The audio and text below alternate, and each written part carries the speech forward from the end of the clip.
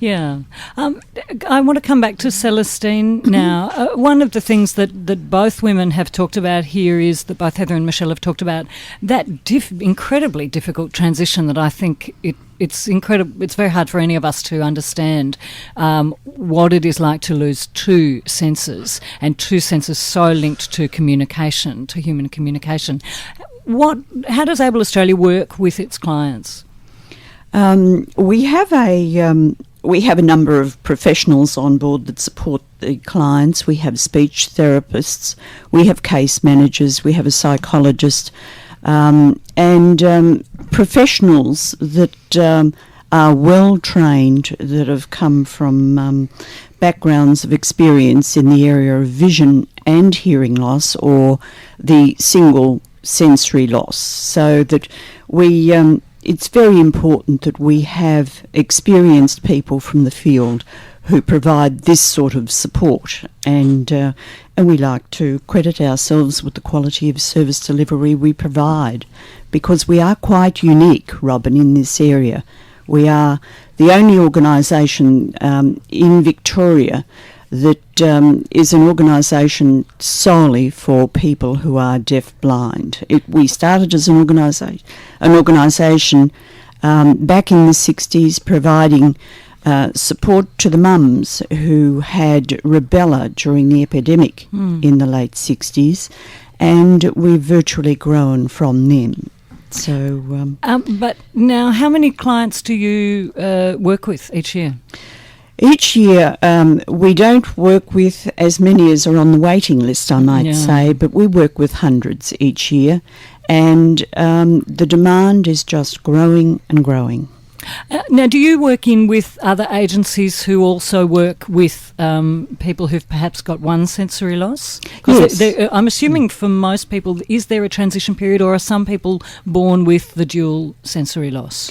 There is a transition period, and I think both Heather and Michelle have experienced that. But as far as the single sensory agencies certainly have provided support, I think probably to both Michelle and Heather over the years, but organisations now are forced through government funding to focus mainly on their core activity, which may be a single sensory loss or a dual sensory loss. And we're finding, because of our experience, a lot of people are moving to Able for us to provide the support to them.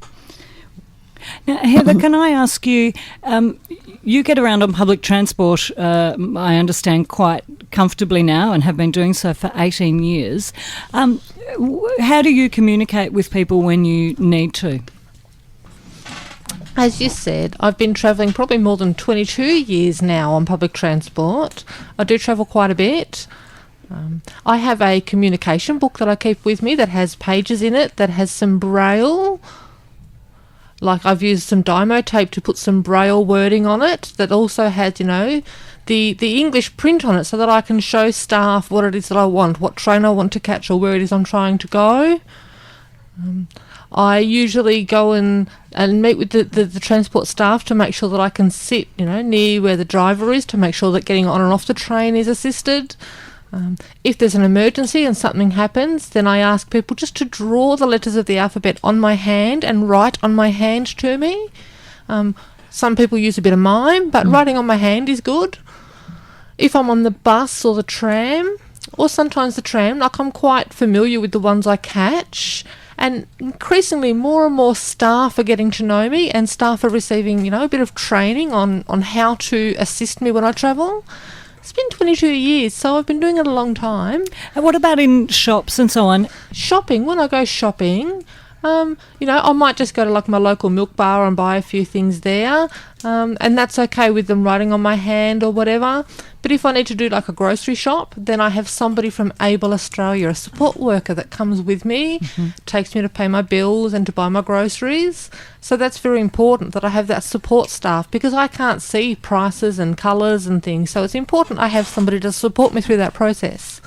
And what's some of the more positive experiences that you've had with people out in the community? I'm just trying to think of something positive, a good experience I could share with you.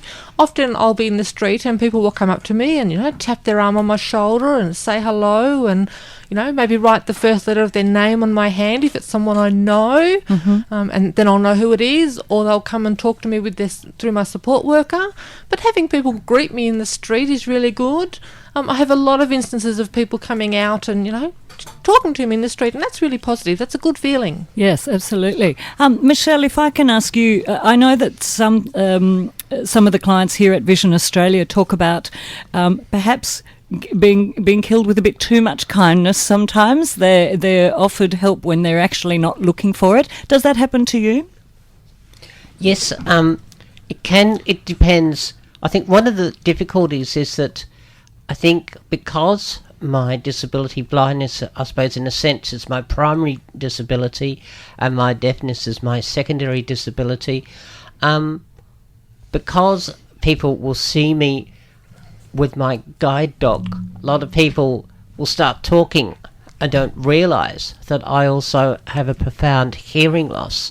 So what tends to happen is that when people don't get a reaction, or perhaps people don't think I'm sort of responding the way I should, sometimes that can sort of be quite an interesting thing. Some people think I'm very rude because I don't respond, and sometimes when I sort of think I can pick up something, I really cannot always hear what they're saying, and that can be sort of quite difficult.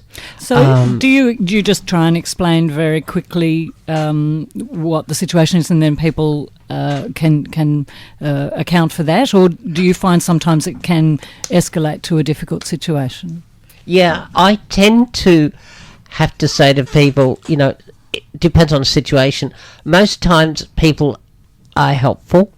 It's funny enough, particularly with sighted people, I carry a card saying that I have, I'm deafblind, please help me, because quite often, although people will hear me speak, they sort of they think, oh, there's absolutely nothing wrong with you, and when they don't get a reaction, they then tend to get a little bit confused.